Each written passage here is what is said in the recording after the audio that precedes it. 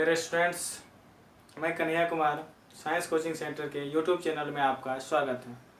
आज मैं आप लोगों के लिए क्लास 12 फिजिक्स का पहला यूनिट इलेक्ट्रोस्टैटिक्स का 13वां लेक्चर लेके आया हूं।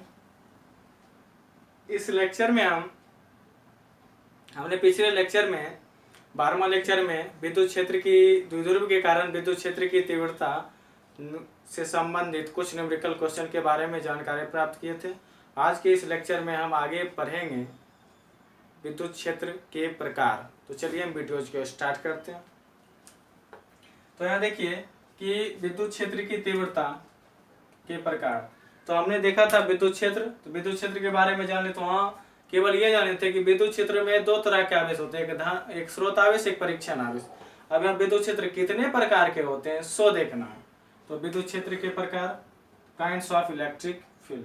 तो याद रखिएगा विद्युत क्षेत्र कितने प्रकार के होते हैं, दो प्रकार के। कौन कौन?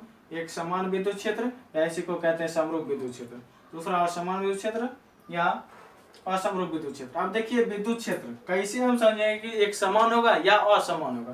तो कहीं ना कहीं विद्युत क्षेत्र जो भाषा आया विद्युत क्षेत्र, तो कहीं ना कहीं माइंड में इतना जरूर याद होगा कि विद्युत क्षेत्र जो होती है कौन सी राशि होती है। विद्युत क्षेत्र कौन सी राशि होती है? सदिश राशि। इतना तो आपको याद होगा, सदिश राशि। अब ये आप में दिमाग में कहीं ना कहीं आता होगा, जो सदिश राशियां होती है उसके पास दो चीज तो जरूर होता है। पहला चीज ये कि डायरेक्शन होगा, दूसरा चीज ये कि मैग्नीट्यूड, परिमाण होगा। मतलब कहीं ना कहीं विद्युत क्षेत्र, अब विद्युत क्षेत्र समान होने के लिए विद्युत क्षेत्र किस पे डिपेंड कर रहा है? दिशा और परिमाण पे। तो विद्युत क्षेत्र समान होने के लिए कहीं ना कहीं मेरा दिशा क्या होगा? समान होगा और परिमाण समान होगा। तब उसको हम क्या कहेंगे? विद्युत क्षेत्र भी समान है, या ये दिशा भी अलग अलग हो जाएगा, परिमाण भी अलग अलग हो जाएगा, या दोनों में कोनों एक अलग अलग होगा और समान होगा, तब विद्युत क्षेत्र असमान हो जाएगा। तो परिभाषा किस प्रकार से बनाइएगा? कह सकते हैं वह विद्युत क्षेत्र या वह क्षेत्र जिसके प्रत्येक बिंदु पर, कोई क्षेत्र बनाइए जिसके प्रत्येक बिंदु पर विद्युत क्षेत्र की तीव्रता का परिमाण एवं दिशा दोनों क्या हो? समान हो, तो उसे क्या कहते हैं? समरूप विद्युत क्षेत्र। और वह विद्युत क्षेत्र जिसके प्रत्येक बिंदु पर विद्युत क्षेत्र की तीव्रता का परिमाण एवं दिशा क्या होता है? अलग अलग हो, मतलब असमान हो, तो उसे असमरूप विद्युत क्षेत्र कहते हैं। यही था मेरा परिभाषा। जैसा कि हम यहाँ सामने ऊपर देखते हैं, हमने परिभाषा यहाँ लिखा है कि वह क्षेत्र जिसके प्रत्येक बिंदु पर विद्युत क्षेत्र की तीव्रता का परिमाण एवं दिशा क्या हो? और समान हो, तो उसे असमरूप विद्युत क्षेत्र कहते हैं। जैसे देखिए फिगर में एक तरह से समझ लेते हैं। मेरा फिगर है सामने,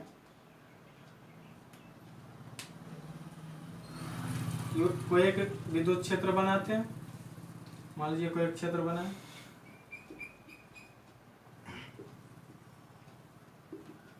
ये मान लीजिए कोई एक क्षेत्र है, विद्युत क्षेत्र है। अब ये विद्युत क्षेत्र समान होने के लिए तभी तुरंत पढ़े, दो चीज चाहिए। विद्युत क्षेत्र दो चीजों पे डिपेंड कर, दिशा और परिमाण। मतलब दिशा और परिमाण दोनों समान होना चाहिए, समान डायरेक्शन होना चाहिए। ये जो मेरा विद्युत क्षेत्र जो रेखा है, डायरेक्शन जो है क्या होना चाहिए?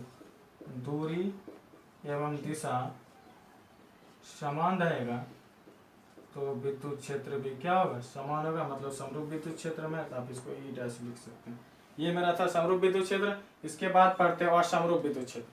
तो कहीं ना कहीं असमरूप मतलब दिशा और परिमाण दोनों अलग अलग होगा। मतलब वह विद्युत क्षेत्र जिसके अलग अलग बिंदुओं पर विद्युत क्षेत्र की तीव्रता का परिमाण और दिशा अलग अलग हो, तो उसे असमरूप विद्युत क्षेत्र कहते हैं। जैसे इसको भी फिगर में समझ लेते हैं। अब कोई एक विद्युत क्षेत्र बनाइए, निकाय बनाइए। हमने यहाँ एक निकाय बनाया, इसमें कुछ विद्युत क्षेत्र रेखा गुजरते हैं।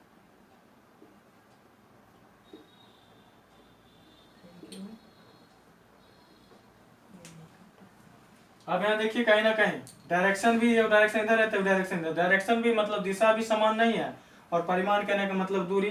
देखिए यहाँ के बीच की दूरी जो है, इसके और दोनों का अंतर है। मतलब एक तरह से कह सकते हैं बीच का डिस्टेंस भी डिफरेंट है और डायरेक्शन भी चेंज है। तो कहीं ना कहीं दोनों अलग अलग है। तो कहीं ना कहीं विद्युत क्षेत्र की समरूप या जो विद्युत क्षेत्र होगा अलग अलग होगा, मतलब असमरूप विद्युत क्षेत्र होगा। तो असमरूप विद्युत क्षेत्र में याद रखिएगा दूरी एवं दिशा दोनों क्या हो जाएगा? असमान हो जाएगा। कोई दिक्कत नहीं। हमने विद्युत क्षेत्र के प्रकार को इसलिए पढ़ा ताकि हमने आगे पढ़ेंगे कि आपको व्यंजक प्राप्त करना है कि समरूप विद्युत क्षेत्र में कितना फोर्स लगता है, क्या मान होता है, या समरूप विद्युत क्षेत्र में किसी विद्युत द्विध्रुव को रख देंगे तो बल लागू होने का मान क्या होता है, ये आपको निकालने के लिए हमने पढ़ाया था विद्युत क्षेत्र के प्रकार। तो इसको अच्छी तरह से नोट कर लीजिए। तो आप लोग नोट कर लिए होंगे। तो उम्मीद है ये वीडियो आप लोगों को अच्छी लगी होगी। इस वीडियो को लाइक करें, कमेंट करें एवं अपने दोस्तों के साथ शेयर करें। यदि आप इस चैनल पर नए हो तो चैनल को सब्सक्राइब करें, साथ ही बेल आइकन को दबाएं ताकि जब भी मेरा अगला वीडियो अपलोड हो तो नोटिफिकेशन सबसे पहले आपको प्राप्त हो। बस आज इसी के साथ धन्यवाद, थैंक्स।